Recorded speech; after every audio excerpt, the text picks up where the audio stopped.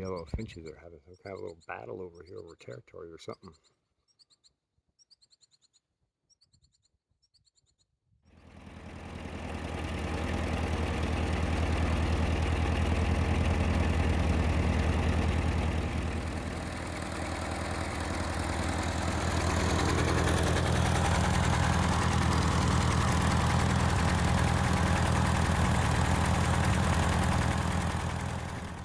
Here we are giving her that next oil change I promised her.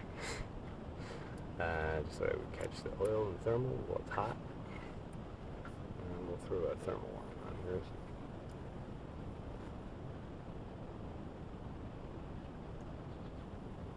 Yeah, you know, around 120 degrees or so. I didn't run that long. I just wanted to warm it up enough that it would all flow out easy and we could get the water, the gunk, the dirt, etc. out. Also, I don't think this machine has had an oil change in a very, very long time. And I did an oil change back in the spring, but it was like tar. So I figured a second one would help flush out some of the gunk and dirt, put this machine in a little bit better shape for lubrication. And I'll see if I can give you a shot of the other side of the engine where the camera will glitch out on it because it does not like that super hot exhaust. Not that you need it, just thought I'd show it. Oh, and interesting to see the shorter run time. You can see right where the engine block meets the case. The case hasn't really warmed up yet. So here's that deep soil test area I did earlier by the slope. This is the area I was talking about on the hill here with all the trees growing up, where I talked about photosynthesis and the height of the tree and how that would affect root depth. And then we saw a foot of topsoil depth here in this deep test. And this is all overgrown completely. And I started brush hogging this just to open it up so we can see the terrain a little better, so we can really get a better idea for design work, what we have here. Brush hog's working great. Things are growing well. I'm opening up a bunch of the spaces around these cedars up in here in this valley gully flat zone here that I want to try to essentially put a pond in or cropland, something. Whatever it is, we don't need so many trees. So I cut that whole triangle up and I cleared that right on up so you can see that right up to the property line up there.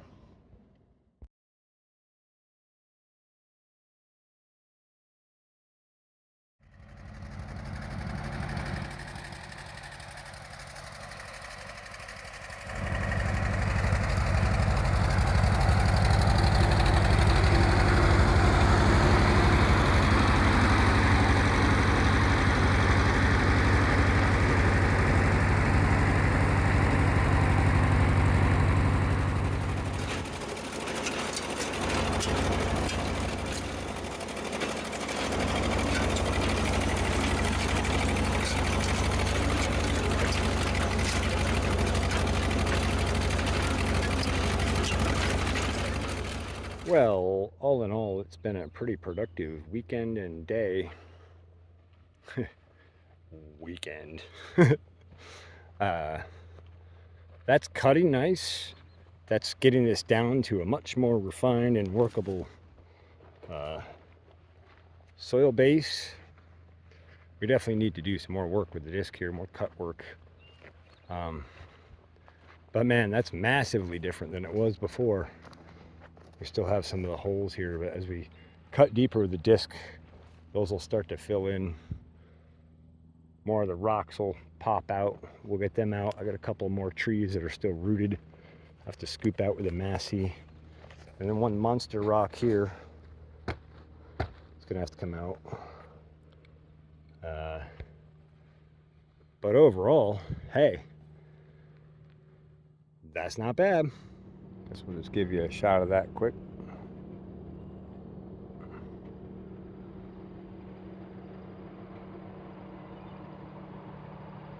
And I brush hog that next strip back a little bit too. I might take a pass through there with the cutter and put another row, or maybe, I probably can't squeeze two, but I might put one more row in there. Beefsteak tomatoes doing good. More steak work to do. My work list is literally endless. And then we'll have a look down here at this newly cleared spot, that 7,500 square foot block, there was all cedar trees back in the spring. Actually, less than that. 2 months ago or less, there were still cedar trees. But here it is now. Cedar trees removed.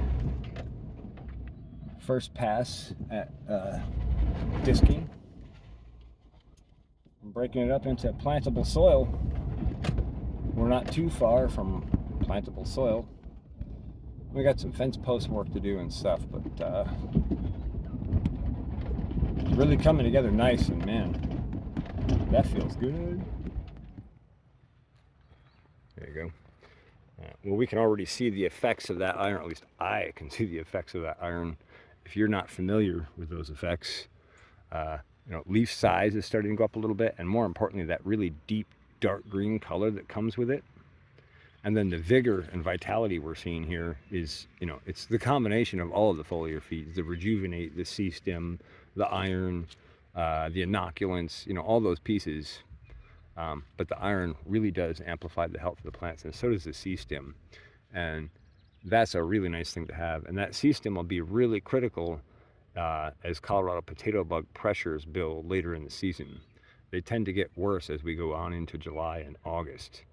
And so if they start coming around, our plants will be immune already, theoretically. And if not, we'll at least be very close to a point where the plants will be undigestible to Colorado potato bug. And instead of eating them and, basically reproducing from that food energy, instead, if they eat them, it will ferment in their gut and they'll explode. At least theoretically. It's been done, and if they show up on my crop, that's what I want to do. And this year I have a chance at it. Oh, here we go.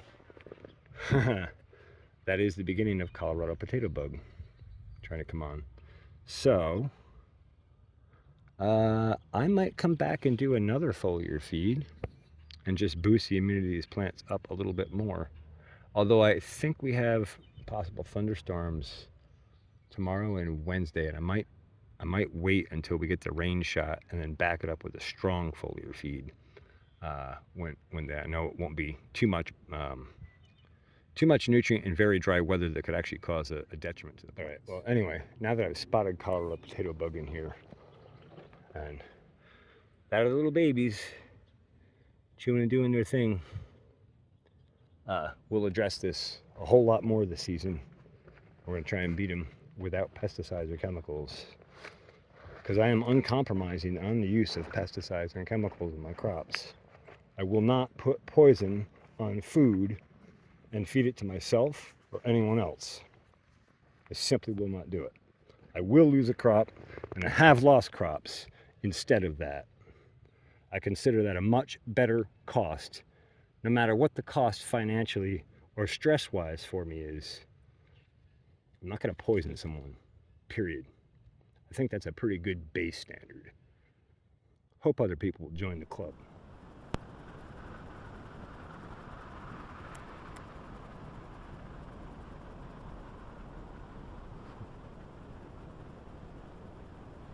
Down here walking the potatoes and tomatoes, getting a close look at all the plants and the soils and the weed pressures and all the working components of the farming system here. Thought I would plot the flare, get a look at things in infrared. Not if there's anything notable to observe, but I'll get quick.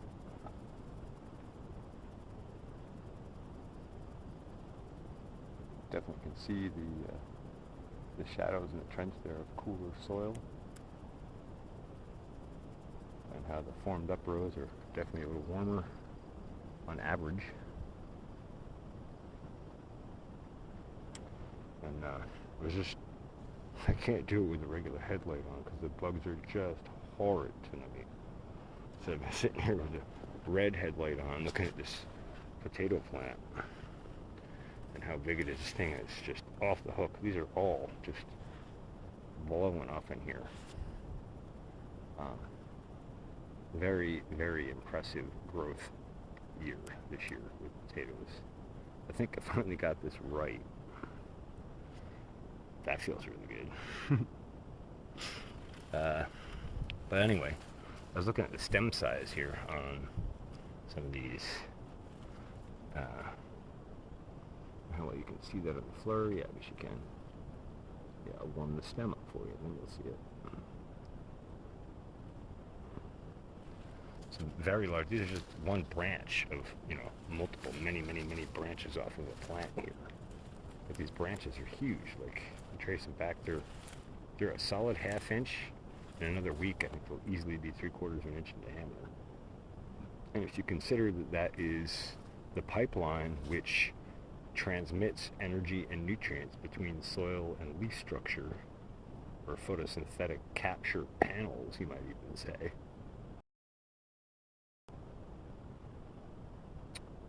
Considering that, that's a really good sign. That means we can exchange a tremendous amount of energy in the form of sunlight into the soil and a tremendous amount of nutrient back up to the plants to support capturing more energy, and so on. Again, it's a system. A system as a system, as a whole, never to be separated. So I'm out here at the farm, going over the day's work, considering design stuff, getting a better sense of the land.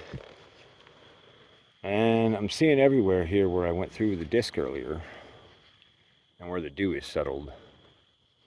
So the cool thing about nighttime is you have a whole different environmental influence that happens that most people don't really pay much attention to.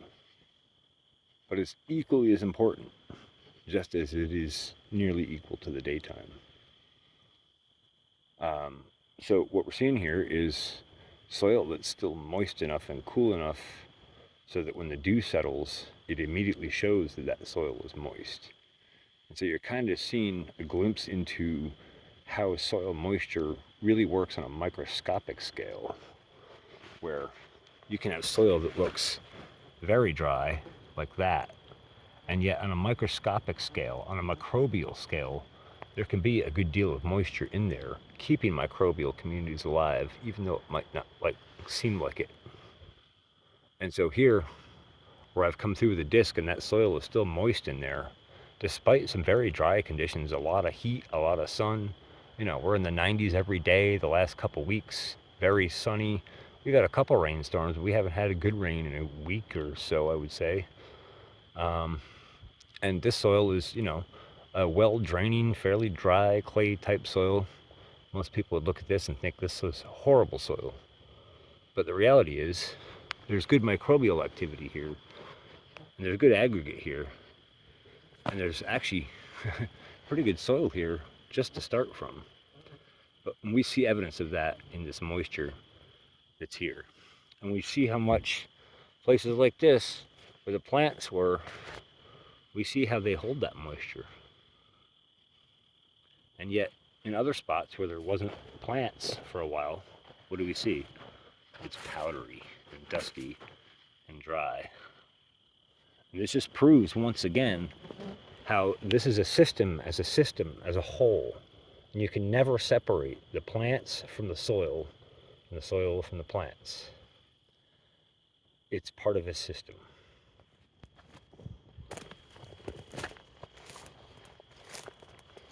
So in my never-ending quest for tomato steaks, I'm eyeing these babies now. They're probably 8 or 9 feet tall at the peak, probably 6 to 7 foot usable. And you look at my thumb against that, that's a good 1 inch, 1.25 inch maybe, stem at the base. I'm thinking I might come out here with a chainsaw and cut some steaks and see if I could just make a hole with a breaker bar and put some of these in, and maybe these will be inexpensive, not too time consuming to gather, because I can make a hole with a brush hog and just come in and clip them. And easy to process, easy to set, and not so expensive, and most importantly, much more sturdy, because I'm not growing your regular garden tomatoes here. So I just walked through the end of the brush hog zone there. This is where I had to stop with the brush hog, because the Ford's not quite going to tackle trees. That's a bit much. And I found like the flat zone in here where I believe the roadway actually runs through, or used to run through, or you know, the mowed way, the pathway, whatever you want to call it. And these are just, it's so thick in here you can't even see more. I can't see with my headlight really more than 5 feet. I mean, I can get glimpses at 10, but it's just crazy overgrown in here. But hey, check this out. Look at the fungal action here. Check out these mushrooms. Is that wild or what? What is that? I have no idea what kind of mushroom that is. Is that a puffball that died? I don't think it is. I think that's another kind of mushroom.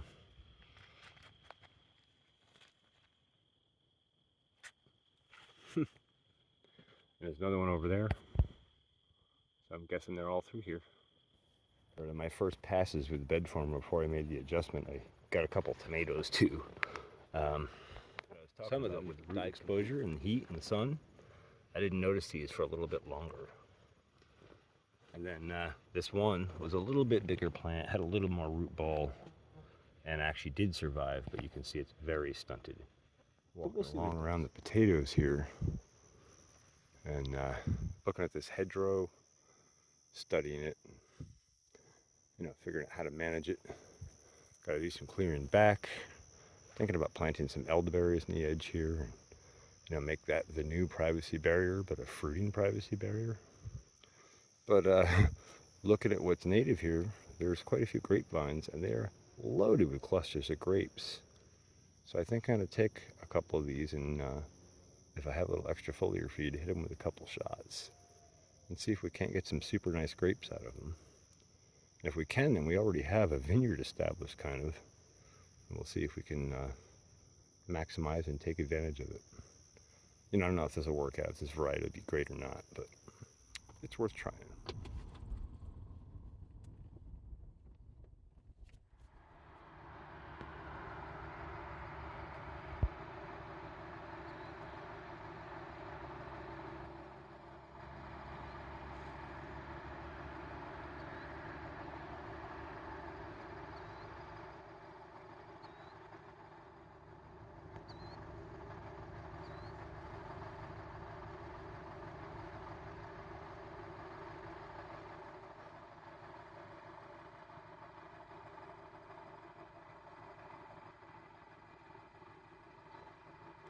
That's a hell of a view for free, huh?